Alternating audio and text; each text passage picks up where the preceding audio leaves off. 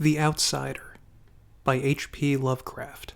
That night the Baron dreamt of many a woe, and all his warrior guests, with shade and form, of witch and demon and large coffin worm, were long benightmared. Keats. Unhappy is he to whom the memories of childhood bring only fear and sadness.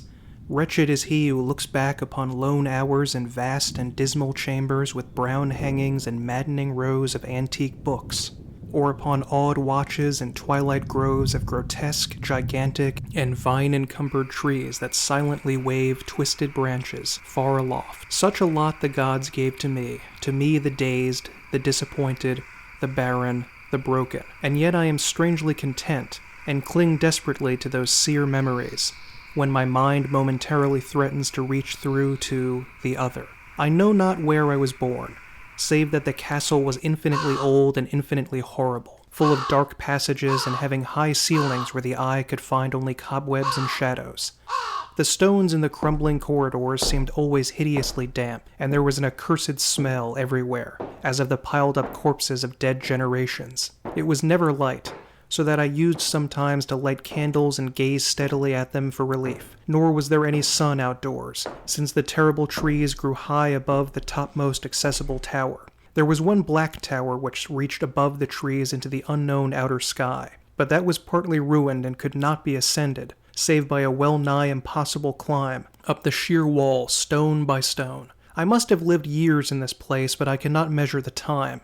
Beings must have cared for my needs, yet I cannot recall any person except myself, or anything alive but the noiseless rats and bats and spiders. I think that whoever nursed me must have been shockingly aged, since my first conception of a living person was that of something mockingly like myself, yet distorted, shriveled, and decaying like the castle. To me there was nothing grotesque in the bones and skeletons that strode some of the stone crypts deep down among the foundations. I fantastically associated these things with everyday events, and thought them more natural than the colored pictures of living beings, which I found in many of the moldy books. From such books I learned all that I know. No teacher urged or guided me, and I do not recall hearing any human voice in all those years, not even my own. For although I had read of speech, I had never thought to try to speak aloud. My aspect was a matter equally unthought of, for there were no mirrors in the castle, and I merely regarded myself by instinct as akin to the youthful figures I saw drawn and painted in the books. I felt conscious of youth because I remembered so little. Outside, across the putrid moat and under the dark mute trees, I would often lie and dream for hours about what I read in the books, and would longingly picture myself amidst gay crowds in the sunny world beyond the endless forest.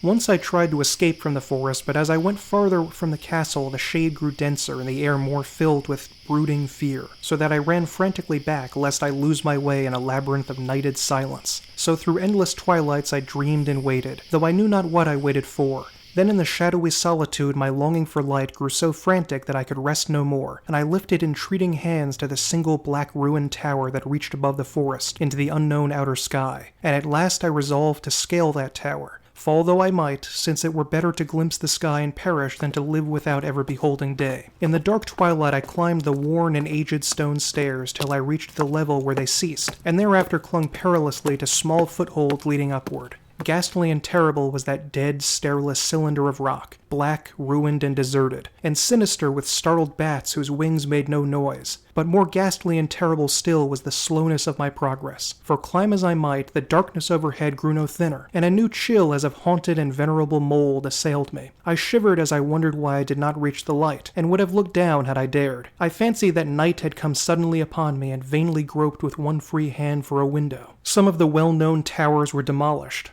whilst new wings existed to confuse the beholder. But what I observed with chief interest and delight were the open windows, gorgeously ablaze with light and sending forth sound of the gayest revelry. Advancing to one of these, I looked in and saw an oddly dressed company, indeed making merry, and speaking brightly to one another. I had never seemingly heard human speech before and could guess only vaguely what was said. Some of the faces seemed to hold expressions that brought up incredibly remote recollections, others were utterly alien.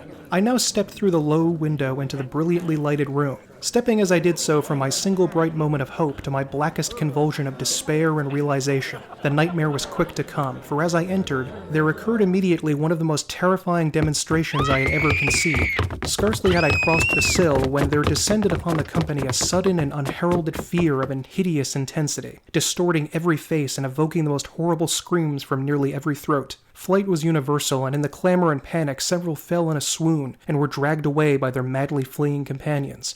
Many covered their eyes with their hands and plunged blindly and awkwardly in their race to escape, overturning furniture and stumbling against the walls before they managed to reach one of the many doors. The cries were shocking, and as I stood in the brilliant apartment alone and dazed, listening to their vanishing echoes, I trembled at the thought of what might be lurking near me unseen.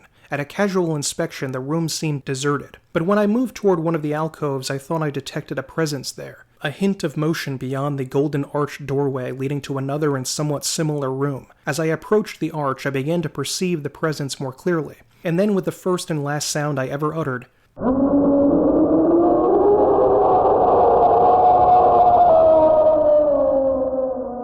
a ghastly ululation that revolted me almost as poignantly as its noxious cause. I beheld in full, frightful vividness the inconceivable, indescribable, and unmentionable monstrosity which had by its simple appearance changed a merry company to a herd of delirious fugitives. I cannot even hint what it was like, for it was a compound of all that is unclean, uncanny, unwelcome, abnormal, and detestable. It was the ghoulish shade of decay, antiquity, and desolation, the putrid dripping eidolon of unwholesome revelation, the awful bearing of that which the merciful earth should always hide. God knows it was not of this world, or no longer of this world, yet to my horror I saw it, eaten away in bone-revealing outlines and leering abhorrent travesty on the human shape, and in its moldy, disintegrating apparel an unspeakable quality that chilled me even more. I was almost paralyzed, but not too much so to make a feeble effort toward flight. A backward stumble which failed to break the spell in which the nameless, voiceless monster held me. My eyes, bewitched by the glassy orbs which stared loathsomely into them, refused to close, though they were mercifully blurred and showed the terrible object, but indistinctly after the first shock. I tried to raise my hand to shut out the sight, yet so stunned were my nerves that my arm would not fully obey my will. The attempt, however, was enough to disturb my balance, so that I had to stagger forward several steps to avoid falling. As I did so, I became suddenly and agonizingly aware of the nearness of the carrion thing, whose hideous hollow breathing I half fancied I could hear. Nearly mad, I found myself yet able to throw out a hand to ward off the fetid apparition which pressed so close, when in one cataclysmic second of cosmic nightmarishness and hellish accident my fingers touched the rotting, outstretched paw of the monster beneath the golden arch. I did not shriek, but all the fiendish ghouls that ride the night wind shrieked for me, as in that same second there were crashed down upon my mind a single and fleeting avalanche of soul-annihilating memory. I knew in that second all that had been. I remembered beyond the frightful castle and the trees, and recognized the altered edifice in which I now stood. I recognized most terrible of all the unholy abomination that stood leering before me as I withdrew my sullied fingers from its own. But in the cosmos there is balm as well as bitterness, and that balm is nepenthe. In the supreme horror of that second, I forgot what had horrified me in the burst of black memory, vanished in chaos of echoing images. In a dream, I fled from that haunted and accursed pile, and ran swiftly and silently in the moonlight. When I returned to the churchyard place of marble and went down the steps, I found the stone trapdoor immovable, but I was not sorry, for I had hated the antique castle and the trees. Now I ride with the mocking and friendly ghouls on the night wind, and play by day amongst the catacombs of Nefren-Ka, in the sealed and unknown valley of Hadath by the Nile. I know that light is not for me, save that of the moon over the rock tombs of Neb, nor any gaiety except the unnamed feasts of Nitocris beneath the Great Pyramid. Yet in my new wildness and freedom I almost welcome the bitterness of alienage. For although Nepenthe has calmed me, I know always that I am an outsider, a stranger in this century and among those who are still men. This I have known ever since I stretched out my fingers to the abomination within that great gilded frame, stretched out my fingers and touched a cold and unyielding surface of polished glass. Hail the dead.